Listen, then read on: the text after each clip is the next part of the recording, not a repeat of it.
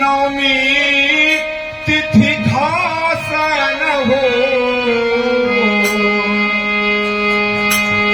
मंगल वर मधुमास नवमी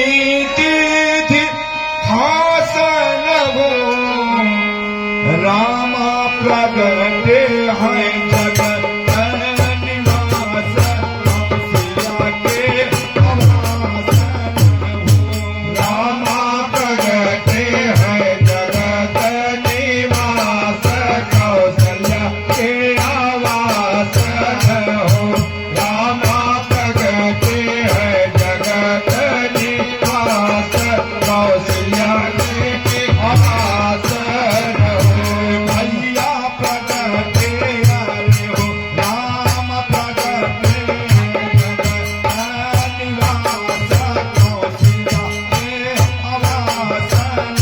हो राम प्रगटे हैं जगत निवास कौशल्या के आवास हो राम प्रगटे हैं जगत निवास कौशल्या के आवास केहू के भेटाइल ब्रह्मानंद केहू के परमानंद हो केहू के भेटाइल ब्रह्मानंद केहू के परमानंद केहू के परमानंद हो केहू के भेटाइल ब्रह्मानंद केहू के परमानंद केहू के परमानंद हो केहू के भेटाइल ब्रह्मानंद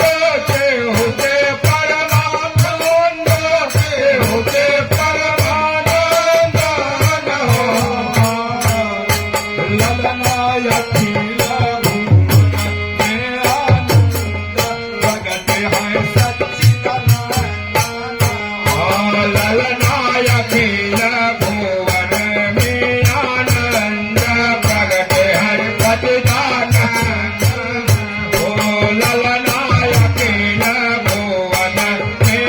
आनंद प्रगटे हर सच्चिदानंद भैया अखिल हरे हो रामाय अखिल भुवन में आनंद प्रगटे हैं सच्चिदानंद हो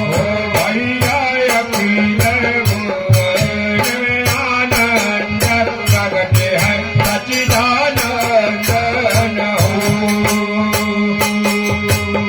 रघु